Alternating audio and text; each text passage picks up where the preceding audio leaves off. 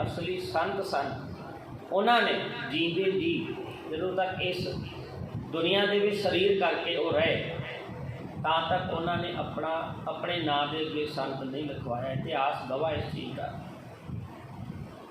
तो उन्होंने जो जो समाज वास्ते किया, जिहड़े रस्ते उन्होंने आप महसूस किए परमात्मा परमेश्वर के नाल मेल मिलाप किस तरह होंदा है, ते जिहड़े करनी वाले सन उन्होंने कदे भी जींदे जी अपने नाम के अगे आप नहीं लिखवाया संत, क्योंकि उन्होंने पता सी कि दसन की की लोड़ है। संत का अर्थ है जिसने सारी चीज़ों का मोह छड्ड दिता। ते फिर होया कि लोगों ने सोचा ये तो बहुत सौखा जिहा ही काम है, अपने नाम के अगे भी संत लिखवा लो, लेकिन ना लिखाने के नाल शख्सियत नहीं बदल सकती। जिहड़े करने वाले सन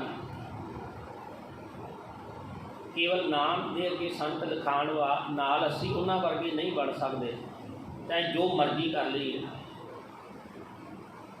उन्होंने जिस तरह जीवन को जिया, तो परमेश्वर का सीधा जिहा रूल है, एक एक इंसान उस परमात्मा ने वखरा वखरा बनाया है। कोई भी इक्को जिहा नहीं। आप पहला भी विचार की है कि जे शक्लां भी इक्को जिहियां ने तो फिंगरप्रिंट एक नहीं, उन्होंने आदतां एक नहीं। परमात्मा ने हरेक इंसान को अलग बनाया, उसकी संरचना अलग है, बोलने का तरीका अलग है, सोचने का तरीका अलग है, खाण पीण का तरीका अलग है। ये असी चाहिए कि असी कबीर बन जाइए, नहीं बन सकते हमेशा। लेकिन इंसान सोचता यही है कि मैं फलाने वर्गा बन जावां, लेकिन नहीं, कोई भी किसी दूजे वर्गा नहीं बन सकता। तो फिर होंदा की है, दूजे वर्गा तो बन नहीं पाता, जिहड़ा उन्हें आप बनना सी वो भी गवा के बैठ जाता है। हुण कोई कह दवे चमेली नूं कि चमेली तेरा फुल कितना छोटा जिहा होंदा है ना, गुलाब वे कितना वड्डा है, सोहना भी लगता है, सारे पसंद करते हैं गुलाब नूं, तू भी ना गुलाब वर्गी बन जा। पहली गल तो फुलों ने मना कर देना है, क्योंकि ये चीज़ इंसान ही कर सकता है कि मैं दूजे वर्गा बन जाऊँ।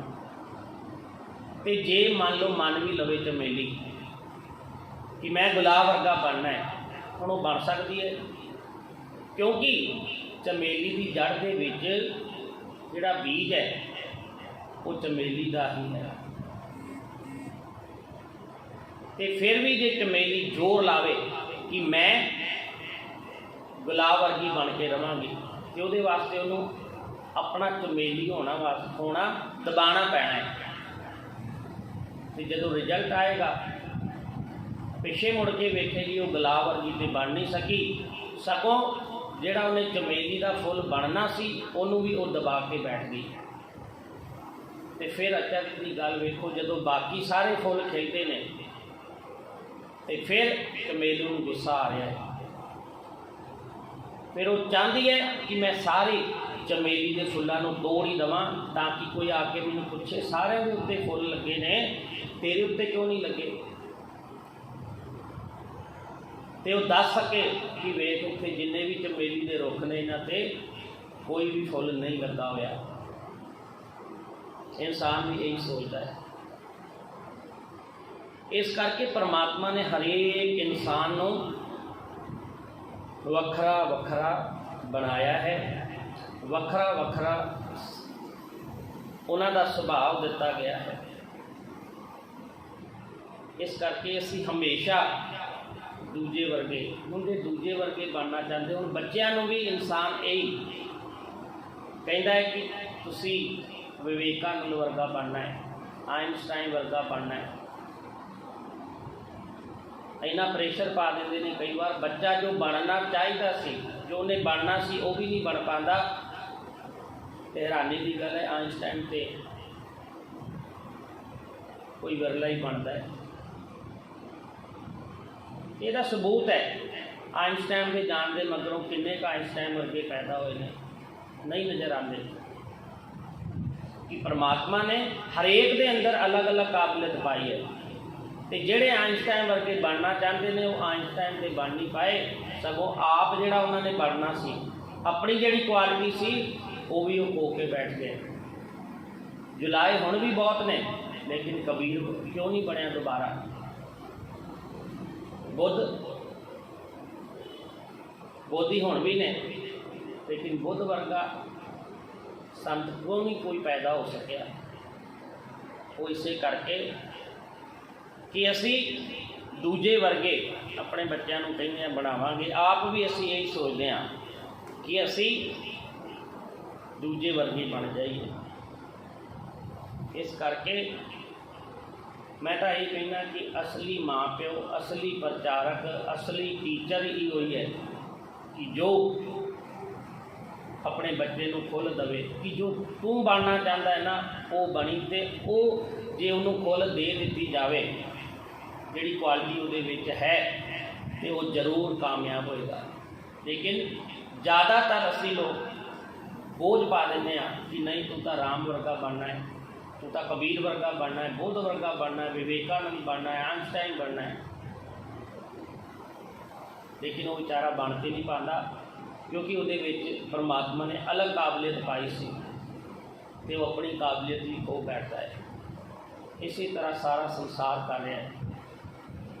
असी कुछ अलग पाना चाहते हैं तो नहीं पा पाते कि संसार की कहेगा। तो संसार ने किया है। हुण सुकरात ने कहा कि मंदिरों में जाने का कोई फायदा नहीं क्योंकि परमात्मा हर थां पर मौजूद है, तो उन्होंने मौत के घाट उतार दिता इस दुनिया ने।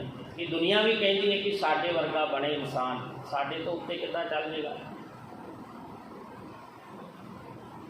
क्राइस्ट को भी सूली पर चढ़ा दिता, काहदे वास्ते कि वह भी लोगों वर्गा नहीं कुछ अलग करना चाहता से। गुरु नानक साहब जी को पत्थर मारे, कबूल बोले, क्यों? क्योंकि उन्होंने कहा ये धर्म के ठेकेदार बने हुए ने, तुहाडा शोषण कर रहे हैं, तुहानू धार्मिक नहीं बना रहे, ये अपना फायदा देख रहे हैं। तो उन्होंने लोगों ने बट्टे मारे,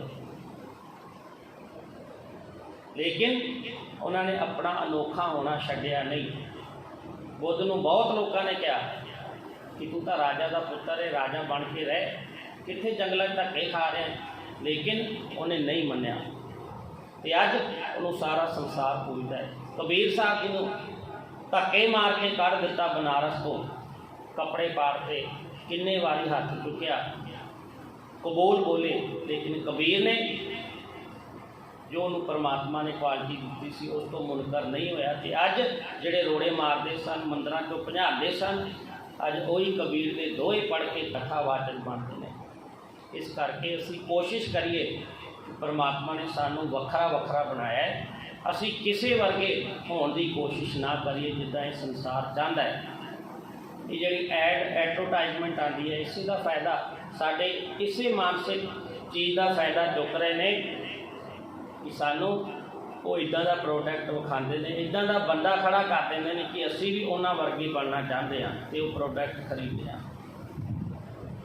इस करके गुरु कृपा करे सानू गुरबाणी पढ़ के सोझी आनी है। गुरबाणी में भी फरमान आता है कि उस करते खेल रचाया कोई ना किसी ही जेठा उपाया। उस परमात्मा ने सारिया में अलग अलग क्वालिटी पाई है, नहीं तो उन्होंने लोड़ की सी। इत्थे तक कि जानवर भी अलग ने। हुण असीं कहांगे बांदर तो इक्को जे लगते हैं, 10 बांदर इत्थे बिठा दिए, मुड़ के फिर उन्होंने आपस दे विच इधर उधर ला के फिर खड़े कर दईए। असीं कहिए कि हुण इन्हां 10 दे असीं जिहड़े नां रखे सी उन्हां इत्थे इत्थे बिठाओ, सानूं पता ही नहीं लगना। साडे वास्ते इक्को ही ने, लेकिन परमात्मा ने उन्होंने भी अलग बनाया है।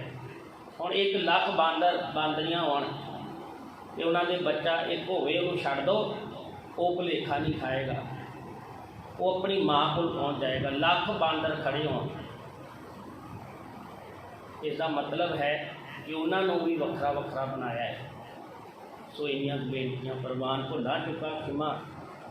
वाहिगुरू जी का खालसा ਵਾਹਿਗੁਰੂ ਜੀ ਕੀ ਫਤਿਹ। ਜਪੋ ਸਤਨਾਮ ਸਤਨਾਮ।